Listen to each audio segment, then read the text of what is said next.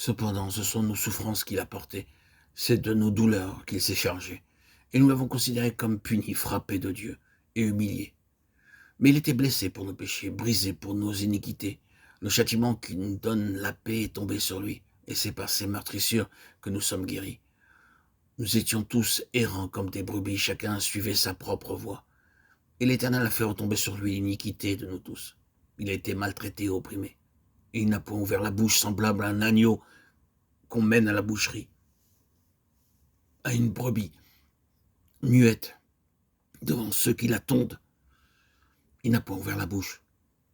Il a été enlevé par l'angoisse et le châtiment, et parmi ceux de sa génération qui a cru qu'il était retranché de la terre des vivants et frappé pour les péchés de mon peuple. Ésaïe 53, 4, 8. Le prophète Ésaïe dit prophétiquement de façon détaillée comment le Seigneur Jésus-Christ porterait notre jugement et notre péché. Il a porté les peines causées par nos pensées, nos paroles, nos actes de péché. Il a dû tout payer. Le Seigneur Jésus-Christ a souffert à notre place et à cause de nos pensées coupables.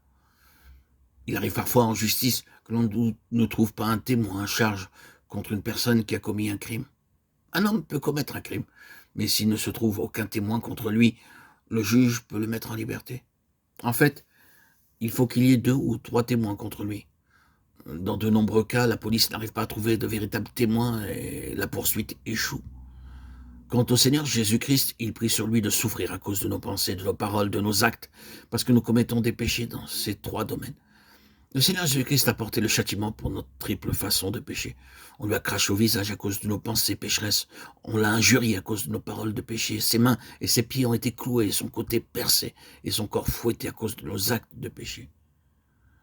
Il a supporté tout cela à cause de nous, afin que nous devenions absolument justes devant Dieu. Cela efface aussi le souvenir de nos péchés passés. Le diable essaie de nous rappeler les péchés d'autrefois, mais nous pouvons dire « Oh Seigneur, le diable me rappelle mon péché.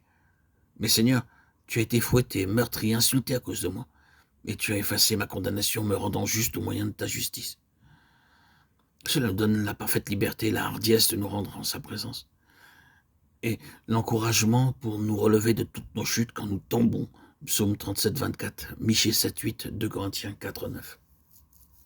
Quoi que nous puissions faillir à cause de quelques épreuves ou tentations, cependant la main du Seigneur est là. Quand nous allons de chute en chute, oh, combien de fois nous disons, combien de temps encore vais-je demeurer ainsi? Mais sa main nous suffit pour nous relever. Nous connaissons beaucoup de personnes qui ont échoué pendant de nombreuses années et qui aujourd'hui ont été restaurées par la puissante main du Seigneur et ont vaincu leur faiblesse.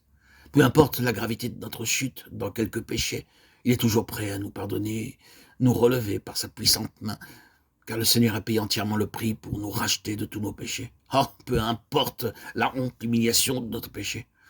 Nous pouvons invoquer par la simple foi le sang rédempteur pour la purification et jouir d'une pleine liberté en la présence de Dieu.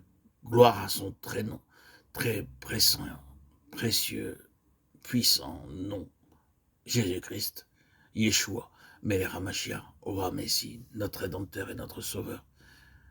Merci Seigneur.